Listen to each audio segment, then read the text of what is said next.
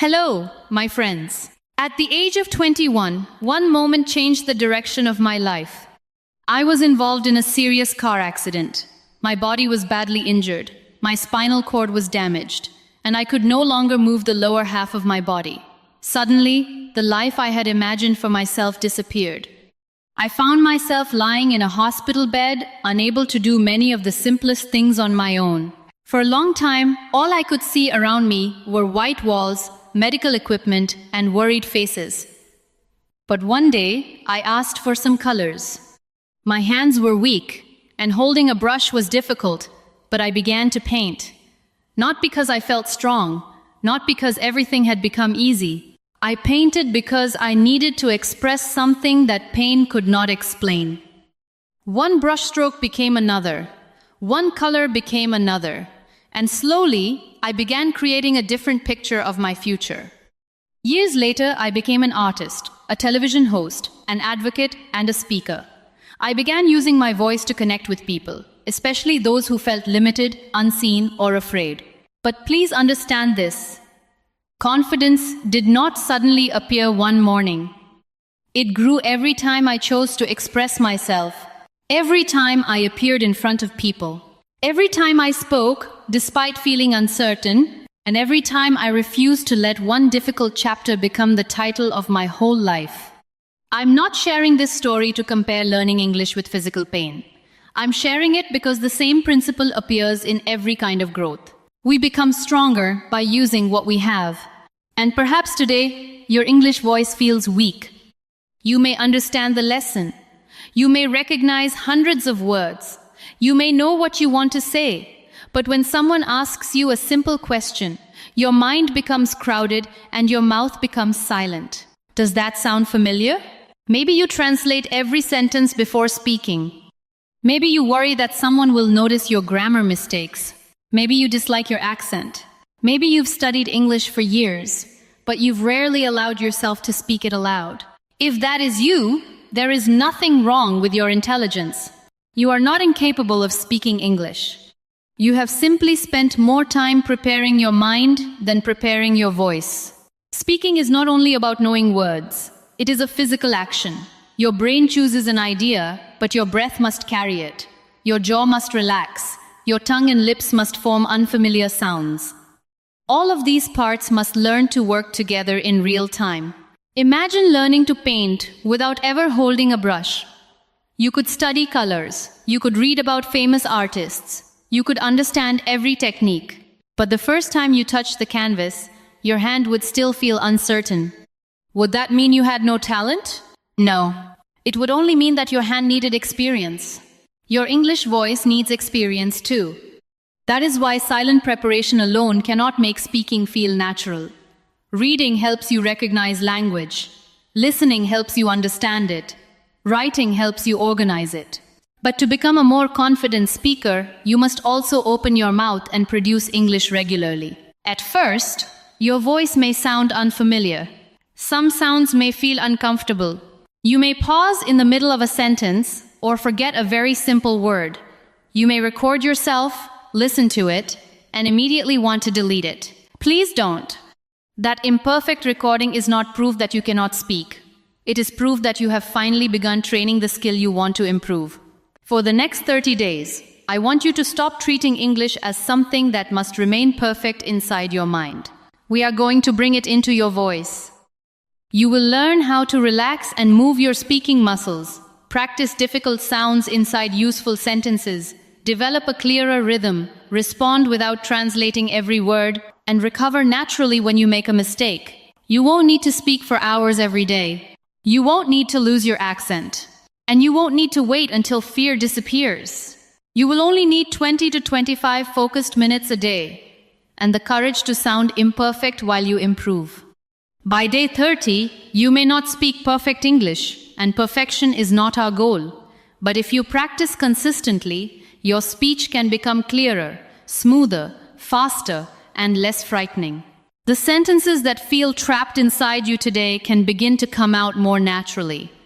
At the end of this video, I'll give you a simple 1-minute speaking test. Record it on day 1 and repeat the same test on day 30. Then you won't have to wonder whether you've improved. You will hear the evidence in your own voice. This is Lumina Academy. But today, I don't want you to be only a listener. I want you to become a speaker. So find a place where you can use your voice. It doesn't have to be loud. It only has to be audible. Let's begin with one sentence. Say it aloud now. I don't need perfect English to begin speaking. Again, a little more slowly. I don't need perfect English to begin speaking. Good. You've already started. Many learners treat speaking as if it were only a knowledge problem. They collect grammar rules, memorize vocabulary, watch lessons, and complete exercises. These activities can be helpful, but speaking requires something more. It requires your knowledge to become coordinated action. Think about everything that happens when you speak. Your brain selects an idea. It searches for language. Your breath supports your voice. Your jaw opens. Your tongue moves. Your lips shape the sound. At the same time, you listen to yourself, notice the other person's reaction, and prepare your next thought. That is a lot of teamwork. And teamwork improves through practice.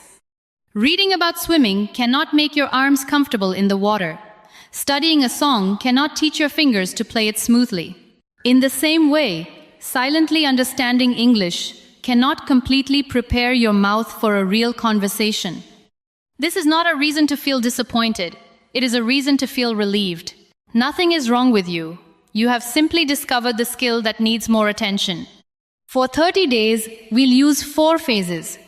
During the first 7 days, you'll wake up your speaking muscles. During the second week, you'll build rhythm and clear speech. During the third week, you'll learn to turn thoughts into spoken English. And during the final 9 days, you'll practice speaking under real pressure. Every phase builds on the one before it. You won't need expensive equipment. You won't need to live in an English-speaking country.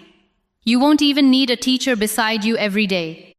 You'll need about 20 to 25 minutes, a phone that can record your voice, and the willingness to feel slightly uncomfortable without running away. Let me introduce you to a learner named Omar. Omar worked for a company where some meetings were held in English. He understood most of what his colleagues said. He could read every email, and he knew the technical vocabulary better than some of the confident speakers in the room. But when his manager asked, "Omar, what do you think?" his answer usually became, "Yes, I agree." He didn't always agree. Sometimes he had an excellent idea. But while he was translating that idea, checking the grammar, and searching for an impressive word, the conversation moved on. Omar believed he needed more business vocabulary, so he studied more vocabulary. But the next meeting felt exactly the same. His problem wasn't a lack of ideas. It wasn't even a serious lack of English. His biggest problem was that he almost never spoke English aloud outside those stressful meetings. He was expecting his mouth to perform under pressure without giving it a quiet place to practice. So he began with 5 minutes every morning. While preparing for work, he described one problem from the previous day. His language was simple. The customer changed the deadline. We need more information. I think this plan costs too much. At first, he paused after almost every word. He disliked hearing his recorded voice. On the 4th day, he nearly stopped because the practice seemed too basic. But he continued. 2 weeks later, he didn't suddenly become a perfect speaker. He did something smaller and more important.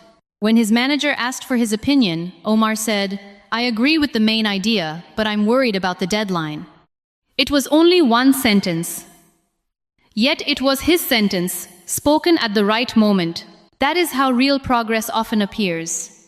Not as a dramatic transformation, but as a moment when you finally use the voice that used to remain silent.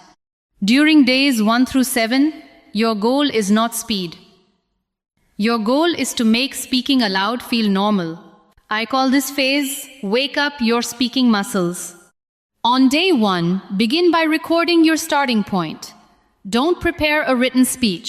Don't look up special vocabulary. Set a timer for 1 minute and answer this question. What is one change I want to make in my life, and why is it important to me? Speak for the full minute if you can, If you stop, breathe and continue. If you forget a word, explain it another way. Keep the recording even if you dislike it, especially if you dislike it. That recording is not a performance, it is evidence of where your journey began. After recording, don't judge your accent or count every grammar mistake. Listen for 4 things. Was your message clear? Did you continue after a pause? Did you complete your main idea? When you made a mistake, could you recover? These 4 qualities, clarity, continuity, confidence, and recovery, will be the real measures of your progress. Before speaking practice each day, spend 2 minutes waking up your mouth. Relax your shoulders. Let your jaw hang gently for a moment. Move it slowly from side to side without forcing it. Take a comfortable breath. Then move your lips as if you're saying ooh and e. Now say, we will begin with a simple plan. Say it again, allowing your lips to move clearly. We will begin with a simple plan. Next, try. I really want to improve my speaking. And one more. Today, I'll speak slowly and clearly. These are not meaningless mouth exercises. They're useful sentences containing sounds and movements you need in everyday speech. If one sound is difficult for you, don't attack it alone 20 times until you become tense. Put it inside a helpful phrase. If the T sound is difficult, practice. I think this is the right thing. If R and L feel confusing, practice. I really like learning this way. If final sounds disappear when you speak, practice. I work late, but I finish the task. Your goal isn't to erase your accent. An accent is not a failure. Your goal is to make your meaning easy to understand. For the first 7 days, read 5 or 6 short lines aloud each day. Read them once slowly, once naturally, and once with feeling. Try these now. I have something important to say. I may need a moment, but I can explain. I don't know every word, and that's okay. I'm learning to speak without hiding. My voice becomes clearer when I use it. Pause this video if you need to. Speak each sentence aloud 3 times. As you practice, notice your jaw. Is it locked? Notice your breath. Are you holding it? Notice your volume. Are you whispering because you're afraid of hearing yourself? You don't need to shout. But give your English a real voice. Every day in the first week, speak independently for 1 minute. Choose a familiar subject. Your morning, your room, your work, something you cooked, a person you admire, or a plan for tomorrow. Use simple language. A clear, simple sentence is more valuable than a sophisticated sentence that never leaves your mouth. Suppose you want to say, the weather has negatively affected my emotional state, but you cannot produce it naturally. Say, the weather made me feel tired. That is not weak English. That is successful communication. Your daily routine for the entire challenge will take about 20 to 25 minutes. First, warm up your mouth for 2 minutes. Then spend 5 minutes on one pronunciation or rhythm focus. Spend another 5 minutes shadowing a short piece of understandable audio. Next, speak independently for 5 minutes. Finally, use 3 to 5 minutes to record yourself, listen once, and improve one specific weakness. Only one weakness. Maybe today you'll work on speaking louder. Tomorrow you may focus on completing sentences. Another day, you may notice that you speak too quickly and swallow important sounds. If you try to repair everything at once, practice becomes punishment. If you improve one detail at a time, practice becomes training. Consistency matters more than intensity. Practicing for 3 hours on Sunday and remaining silent for the next 6 days will not build a reliable speaking habit. 20 focused minutes each day will carry you much further. There may be a day when you have only 5 minutes. Use the 5 minutes. A short session keeps the door open. There may also be a day when you practice nothing. That doesn't destroy the challenge. Return the next day. Missing one step is not the same as abandoning the journey. During days 8 through 14, you'll enter the second phase. Build rhythm and clear speech. English is not spoken as a collection of separate words with equal weight. Some words carry the main meaning.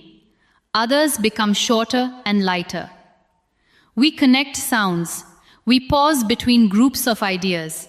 This rhythm helps listeners follow us. Consider this sentence. I wanted to call you, but I didn't have time.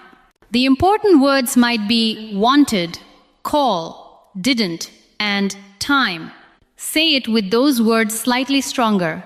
I wanted to call you, but I didn't have time. Don't turn it into a performance. Just let the important information stand out. Now divide the sentence into two thought groups. I wanted to call you, but I didn't have time.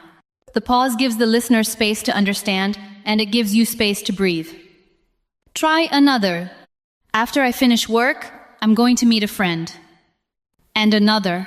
If the weather is good, we'll walk to the market. Speaking clearly doesn't mean speaking without pauses. It means placing pauses where they support your message. Many learners fear silence. They rush because they believe every empty second proves they aren't fluent. But even skilled speakers pause. The difference is that they learn not to panic during the pause. During this phase, practice common contractions because you'll hear them constantly in natural speech. I am becomes I'm. I will becomes I'll. I did not becomes I didn't. We are becomes we're. Say these sentences. I'm working on it. I'll call you tomorrow. I didn't understand the last part. We're trying something new. Clarity comes first. Don't force contractions if they make your speech difficult to understand. With repetition, they'll become easier. Now, let's do a short shadowing passage. First, listen to the whole passage in your mind as I say it. I used to wait until I felt ready to speak. But waiting didn't make speaking easier. Now I practice a little every day. I pause when I need to, and then I continue. Now repeat one sentence at a time. I used to wait until I felt ready to speak. But waiting didn't make speaking easier.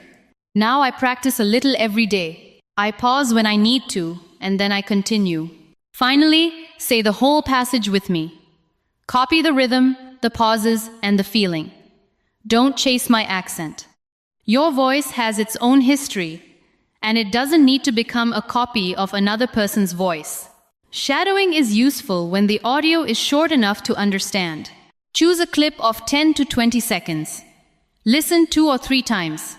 Read the transcript if one is available. Then speak along with the audio or immediately after it. Copy the energy. Is the speaker excited, calm, surprised, or serious?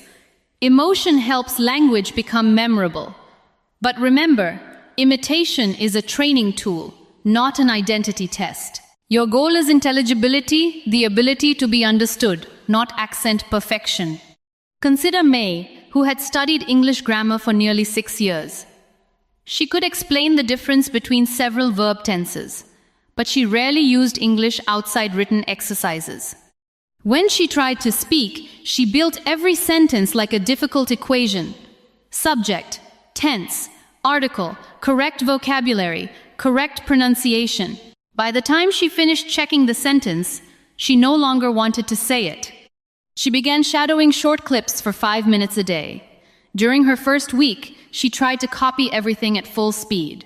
She became frustrated and said, "My mouth is too slow." So she changed the method. She chose easier clips. She slowed down. She marked the important words. She practiced one thought group at a time. Most importantly, she stopped treating every difference between her voice and the speaker's voice as a mistake. After several weeks, May still made grammatical errors, but her speech sounded less broken because she had begun to feel the movement of complete phrases.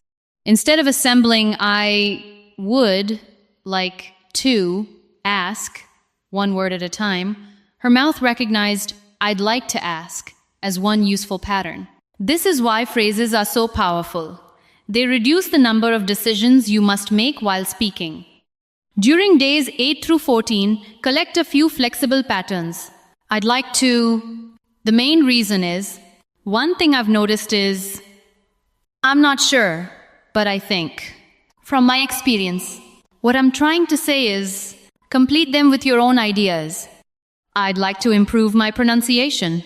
The main reason is that I want to feel more confident. One thing I've noticed is that I speak better when I relax. I'm not sure, but I think this plan could work. What I'm trying to say is that consistency matters. Say each complete sentence aloud, then change the ending and speak again. By the end of the second week, you may notice that some phrases arrive as whole units. This is an important change. It means you're no longer constructing every sentence from nothing. Now we move into days 15 through 21.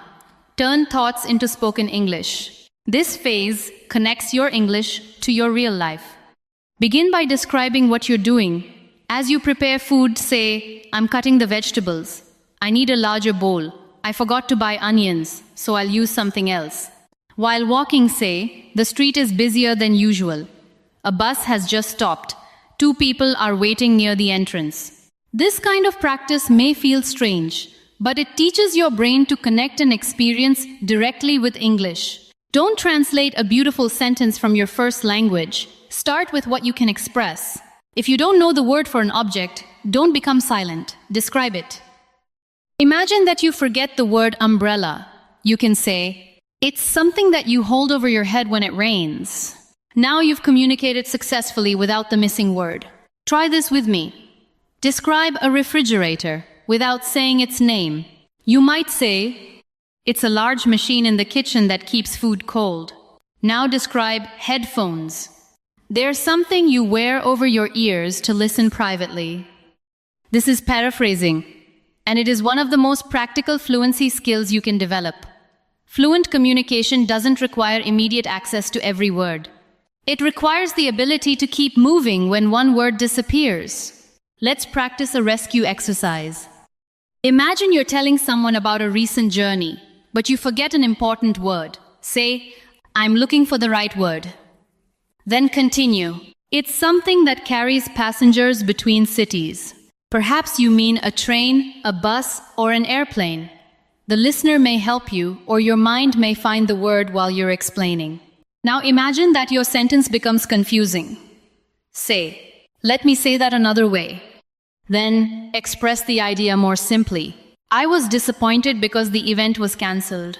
If you need time, say, give me a moment to think. If you're nervous, say, I may not say this perfectly, but I want to explain. And if the listener misunderstands you, say, what I mean is, these phrases are not signs of failure. They are bridges. They help you cross difficult moments without ending the conversation. Pause now and answer these questions aloud. Give yourself no more than 3 seconds before beginning each answer. What did you do this morning? What food do you enjoy? And why? What is one skill you want to learn? Where would you like to travel? What usually makes you feel calm? Your answers don't need to be long. The purpose is to begin quickly. If you wait for the perfect first sentence, you may never start. Use an easy opening. This morning, one food I really enjoy is... A skill I'd like to learn is... I'd love to travel to... Something that makes me feel calm is... During the 3rd week, also practice retelling short stories. Listen to a simple story, close the text, and explain it in your own words. Here is one for you. A woman left home early for an important appointment. Halfway to the station, she realized that she had forgotten a document. She returned home, found it on the kitchen table, and took a taxi instead. She arrived only 2 minutes late. Now, retell that story without trying to remember every sentence. You might say, a woman had an important appointment. She forgot a document at home, so she went back to get it. Then she took a taxi and arrived a little late. Your version is shorter, but the main story is clear. That is success. Retelling teaches you to carry meaning instead of memorizing exact language. Start this phase with 1 minute of independent speaking. Increase it to 2 minutes. Then try 3. By day 21, challenge yourself to speak for 5 minutes about a familiar topic. You will probably repeat words. You may correct yourself. You may have moments when nothing comes. Stay in the conversation. Say, Let me think about that. Add an example. Explain the reason. Compare the past with the present. If you're talking about learning English, you can continue with questions such as, when did I begin? What is difficult for me? What has helped me? How would better English change my life? These connected questions give your thoughts somewhere to go. Now let me tell you about Sophia. Sophia lived far from most of her close friends, so they often sent voice messages. She could send long messages in her first language, but when an English-speaking friend contacted her, she typed every reply. She recorded English messages sometimes, but she deleted them before sending. She heard every hesitation. She noticed every imperfect sound. The recording seemed like proof that she wasn't ready. Then she created a small rule: one English voice message each week, no longer than 30 seconds, sent to a trusted friend. Her first message took 18 attempts.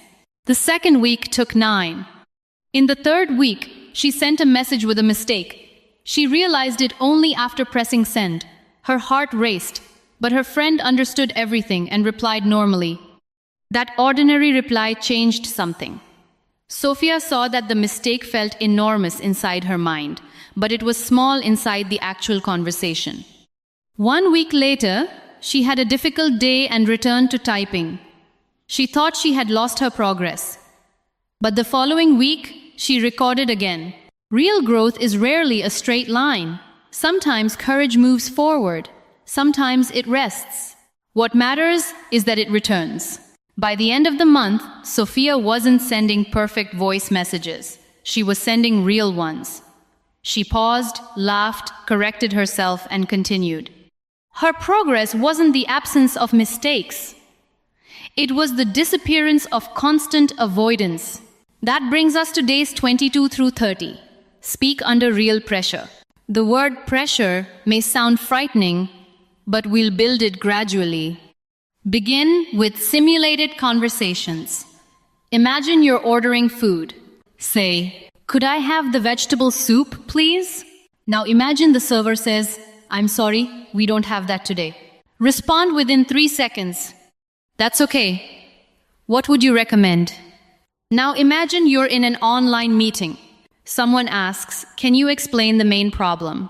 Respond, "The main problem is that we don't have enough information yet." Then add, "I think we should speak to the customer before making a decision." Practice both sides of the conversation if you're alone. Change your position or your tone slightly when you switch roles. It may feel unusual, but it trains you to respond instead of reciting. Try another situation. Someone asks, "Why are you learning English?" Begin within 3 seconds. Don't prepare. Speak now. Perhaps you said, "I'm learning English because I want better opportunities." Continue with one reason and one example.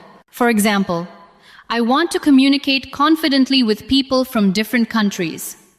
This 3-second rule is not meant to make you anxious. It teaches you to begin with the language you already have, instead of waiting for the perfect language you wish you had. During this final phase, send voice messages if you have a safe person who can practice with you. Ask a friend, classmate, or learning partner to exchange one short message each day. If you don't have a partner, record messages to your future self. Ask a question in the morning and answer it in the evening. Today's question is, what was the most useful part of my day? Later, respond as if someone were listening. When possible, arrange a 10-minute conversation with a learning partner. Choose one topic before you begin, such as food, work, travel, habits, or childhood memories. Create one rule. Neither person may switch languages immediately after forgetting a word. First, try a rescue phrase. "I'm looking for the right word." It's something that, what I mean is, let me say that another way. If communication still